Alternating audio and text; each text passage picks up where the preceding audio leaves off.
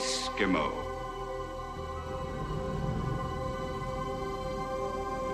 Heather Duke underlined a lot of things in this copy of Moby Dick. What do you do? That's easy. I just slide that wad over to my father. I've been looking all over for you guys. Have you seen this? I know it. I know it. Some of the greatest movies ever made were failures. Yep, complete box office bombs. But fans had other plans. These 10 films were ignored, trashed, or misunderstood when they first hit theaters. And now, they're iconic. Let's count down the top 10 cult classics that were box office disasters at first. Number 10, Scott Pilgrim vs. the World, 2010. Here we go. Budget, $60 million. Box office, $47 million. Ouch. Scott Pilgrim bombed harder than one of his bass drops. Why? Well, Edgar Wright's hyperkinetic video game fever dream hit theaters right after Inception, and audiences were apparently too busy having their minds blown by spinning tops to appreciate pixel-perfect fight sequences. The marketing didn't help either. How do you sell a movie that's part rom-com, part superhero flick, part music video? You don't, apparently. But then something magical happened. Home video turned Scott Pilgrim into the ultimate comfort food for millennials. Suddenly, everyone got the references. The video game logic made sense. And Michael Cera punching guys into coins?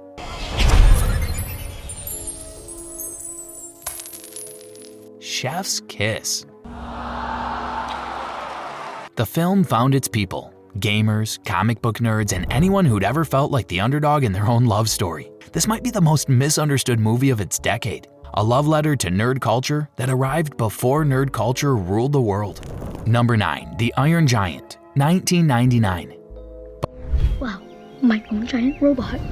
I am now the luckiest kid in America. Budget, $70 million. Box office, $23 million. Yes, you heard that right. The Iron Giant made less money than it cost to animate the giant's left foot. This heartwarming masterpiece crashed and burned because Warner Brothers had no idea how to market it. Hey, want to see a cartoon about a giant robot during the Cold War? Yeah, that's a tough sell to soccer moms in 1999. Plus, it was dumped in August. Cinematic death row for family films. Critics were mixed, calling it too slow or too preachy. Clearly, they missed the point entirely. But here's where it gets beautiful. Home video saved this film's life. Parents discovered it. Kids fell in love with it. And suddenly everyone realized Brad Bird had crafted something special. The internet age helped too. Fan communities rallied around its anti-violence message and gorgeous hand-drawn animation. I'm pointing your arm straight ahead, like Superman. Today, it's considered one of the best animated films ever made. This might be Pixar's biggest regret. They passed on Brad Bird, and he made this gorgeous tearjerker for their rivals instead. We've mentioned a couple of great movies so far, but before we continue, tell us in the comments, what's your favorite movie flop that deserves more love? Maybe we'll mention it in our next video. Please, don't forget to subscribe to our channel so you don't miss these favorites. Number 8, Office Space, 1999. It's just we're putting new cover sheets on all the TPS reports before they go out now, so if you could go ahead and try to remember to do that from now on. Budget, $10 million. Box office, $10.8 million. It just about broke even, which in Hollywood speak is a polite way of saying it lost money faster than Milton lost his stapler. Mike Judge's corporate satire was too real for 1999 audiences. People weren't ready to laugh at soul-crushing office jobs. They were still living the dot-com dream. Fox gave it the cold shoulder, quietly slipping it into theaters in February like they hoped no one would notice. But then the internet happened. Suddenly, everyone was stuck in a cubicle, and Office Space became the unofficial anthem of corporate drones everywhere.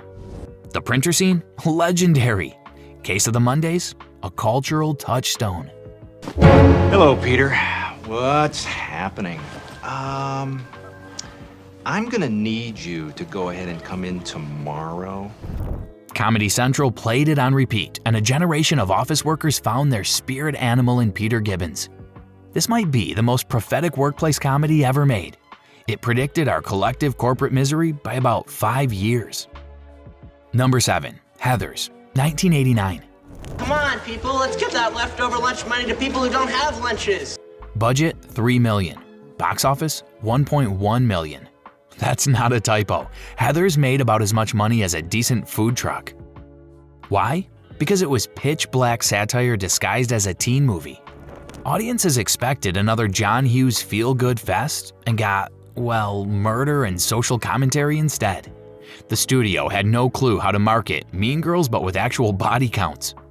It was too dark, too smart, and way too ahead of its time. This was 1989. People wanted their teen movies sweet, not psychotic. Enter VHS and the alt-teen revolution of the 90s. MTV discovered it, goth kids embraced it, and suddenly Heathers became the ultimate outsider anthem. It spawned a musical, countless imitators, and basically invented the dark teen comedy genre.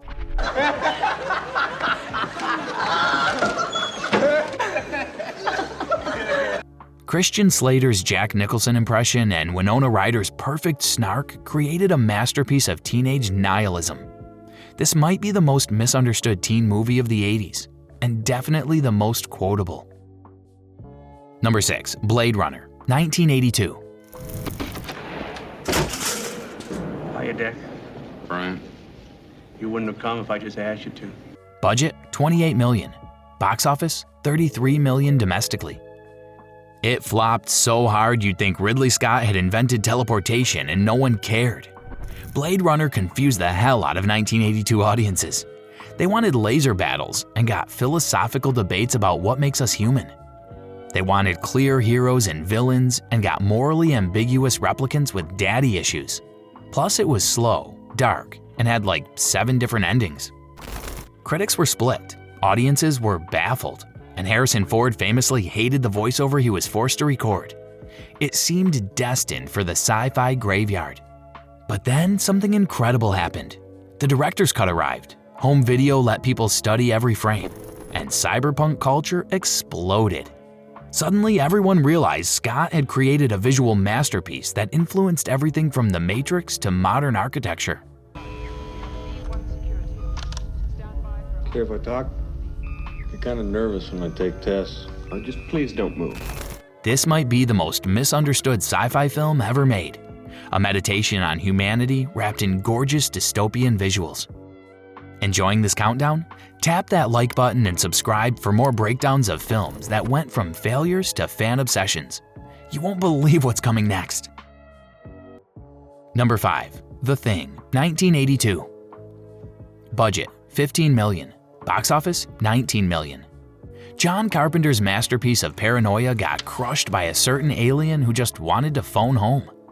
The Thing had the misfortune of opening 2 weeks before E.T. Audiences wanted cuddly aliens, not shape-shifting nightmares that turned your dog inside out. Critics called it too gross and unnecessarily violent.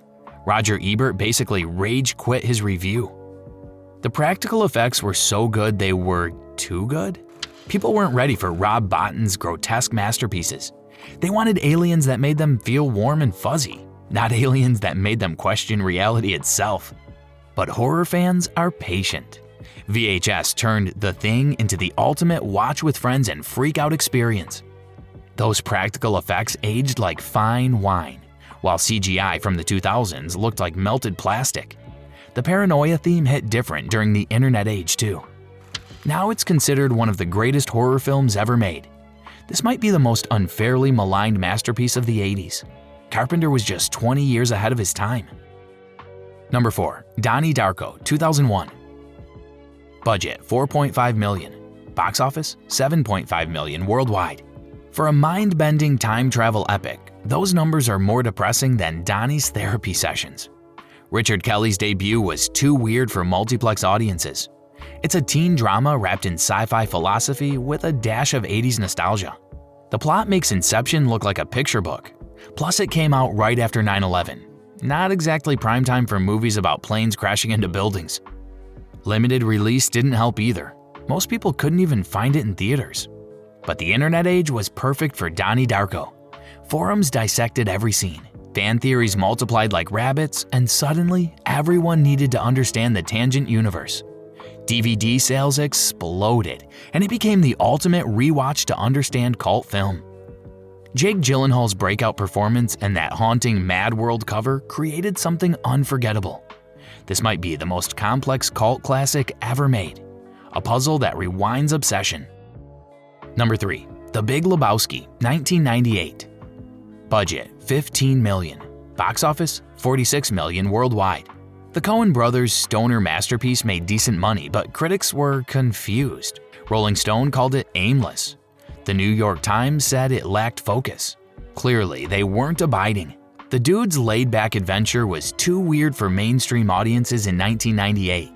It's a noir parody disguised as a slacker comedy with dream sequences that belong in a Busby Berkeley musical. Jeff Bridges essentially played a human houseplant, and somehow it worked. But then DVD happened. College kids discovered it, stoners embraced it, and the dudism religion was born. Yes, that's a real thing. People worship the dude's philosophy of maximum chill. Lebowski Fest became an actual festival. People dress like bowling pins and quote Walter's Vietnam rants. This might be the most beloved failure in the Coen brothers' catalog, a masterpiece disguised as a shaggy dog story. Number 2. Showgirls, 1995. Budget, $45 million. Box office, $20 million worldwide. Paul Verhoeven's Vegas epic flopped harder than Elizabeth Berkley's career, and that's saying something. Showgirls was savaged by critics and audiences alike. It won 7 Razzies, including Worst Picture. The acting was campy, the dialogue was unintentionally hilarious, and the NC-17 rating scared away mainstream moviegoers faster than a bad lap dance. But here's the twist. Bad became brilliant. Midnight movie theaters started screening it ironically. Film scholars began analyzing it as intentional satire. Was Verhoeven secretly making fun of Hollywood excess? The jury's still out. Now it's a cult masterpiece of so bad it's good cinema. This might be the most infamous box office disaster turned camp classic of all time. It's Rocky Horror for the 90s. Number 1. The Rocky Horror Picture Show, 1975. Budget, $1.4 million. Initial box office, practically nothing. But lifetime gross, over $140 million and counting. Rocky Horror didn't just bomb. It died, was buried, then clawed its way back from the grave wearing fishnet stockings. Jim Sharman's musical horror comedy confused everyone in 1975. It was too weird for musical fans, too campy for horror fans, and too sexual for, well, everyone. 20th Century Fox had no idea what they'd greenlit. Regular theatrical runs failed miserably, but then came the midnight movie circuit. The Waverly Theater in New York started showing it at midnight, and something magical happened. Audiences began talking back to the screen, dressing up as characters, and turning movie watching into interactive theater.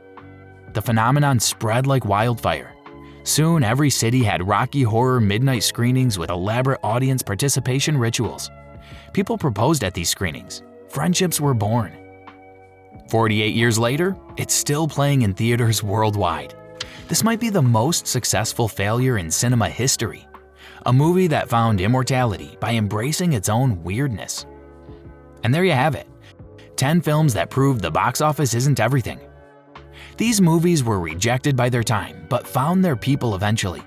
Just because a movie bombs doesn't mean it's bad. Sometimes it's just ahead of its time. Which movie on this list surprised you most? Did we miss a cult classic you swear by? Drop your thoughts in the comments. We love hearing about hidden gems that deserve better.